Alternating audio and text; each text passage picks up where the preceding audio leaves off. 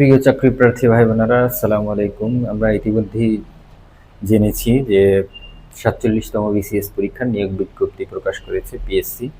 আমরা যারা নতুন বিসিএস পরীক্ষা দিব তাদের জানা উচিত বিপিএসসি কি, পিএসসি কি, বিসিএস কি। আমরা প্রথমেই আলোচনা করছি বিপিএসসি কি। বাংলাদেশ পাবলিক সার্ভিস কমিশনকে সংক্ষিপ্ত রূপে বিপিএসসি বলা হয়। বিপিএসসি একটি সাংবিধানিক স্বায়ত্তশাসিত সংস্থা। সাংবিধানিক বলতে বোঝায় যেটি সংবিধানে এই সংস্থাটি সৃষ্টির ব্যাপারে বলা হয়েছে। সংবিধানের ১৩৭ থেকে ১৪১তম অনুচ্ছেদে বিপিএসসি সম্পর্কে বলা আছে। বিপিএসসির একজন চেয়ারম্যান ও কয়েকজন সদস্য নিয়ে গঠিত হয় বিপিএসসি। বিপিএসসি সদস্যগণকে নিয়োগ দিয়ে থাকেন রাষ্ট্রপতি এবং শপথ পড়ান প্রধান বিচারপতি। BPSC Bangladesh public service commission এর কাজ হচ্ছে প্রজাতন্ত্রে বেসামরিক কর্মকর্তাদের নিয়োগ প্রদান করা। মূলত নিয়োগ প্রক্রিয়ায় নিয়েই কাজ করে বিপিএসসি। পাবলিক সার্ভিস কমিশনের কর্মকর্তা নিয়োগের যে পরীক্ষাটি হয় সেই পরীক্ষাটির নামই BCS, Bangladesh civil service. BCS পরীক্ষাটির দেওয়ার জন্য কিছু যোগ্যতা থাকতে হয়।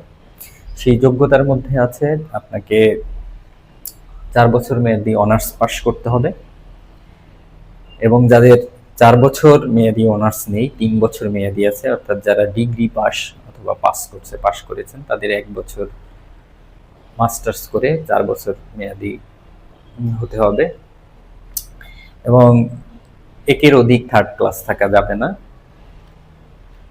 বিসিএস পরীক্ষার 3টি ধাপ রয়েছে, প্রথম ধাপ, দ্বিতীয় ধাপ, তৃতীয় ধাপ। প্রথম ধাপে রয়েছে প্রাথমিক পরীক্ষা, যেটাকে আমরা প্রিলিমিনারি পরীক্ষা বলি। দ্বিতীয় ধাপে রয়েছে লিখিত পরীক্ষা, তৃতীয় ধাপে রয়েছে মৌখিক পরীক্ষা। প্রাথমিক পরীক্ষা 200 মার্কসের হয়। এর মধ্যে 200টি প্রশ্ন থাকে। প্রতিটি প্রশ্নের জন্য 1 মার্ক বরাদ্দ থাকে এবং প্রতিটি ভুল উত্তরের জন্য 0.5 মার্ক কাটা যায়। 1 ঘন্টা সময় বরাদ্দ থাকে।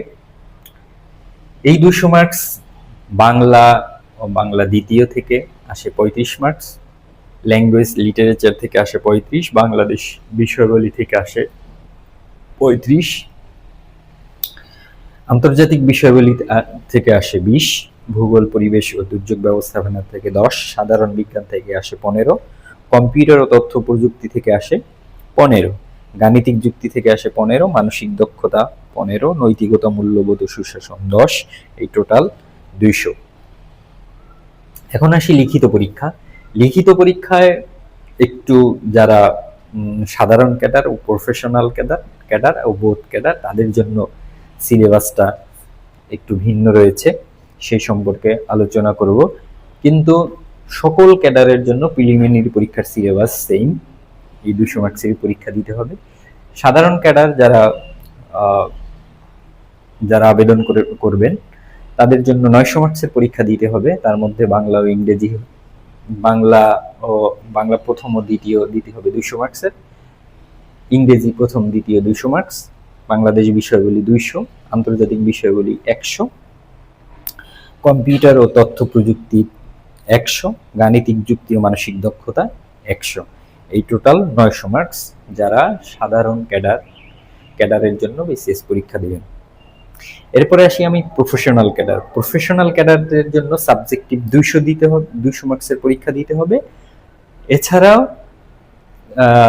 টোটাল 900 মার্কসের পরীক্ষা দিতে হবে। তখন বাংলা প্রথম 100 হয়ে যাবে, 200 স্থলে প্রফেশনাল ক্যাডাররা 100 দিবে। বাংলা দ্বিতীয় 100 নম্বরের পরীক্ষা তাদেরকে দিতে হবে না। এখানে কম্পিউটার ও তথ্য প্রযুক্তি, এখানে এই পরীক্ষাটাই তাদেরকে দিতে হবে না, এই 100 মার্ক তাদের লাগবে না। এই যে 100 মার্ক সেটা তারা সাবজেক্টিভ 200, এই 200 এবং হচ্ছে এই বাংলা দ্বিতীয় এবং কম্পিউটার তথ্য প্রযুক্তি, এই 200 মার্কস বাদ দিয়ে তাদের যোগ হবে প্রফেশনাল অর্থাৎ সাবজেক্টিভের জন্য 200। টোটাল 900 মার্কসের পরীক্ষা তাদের দিতে হবে।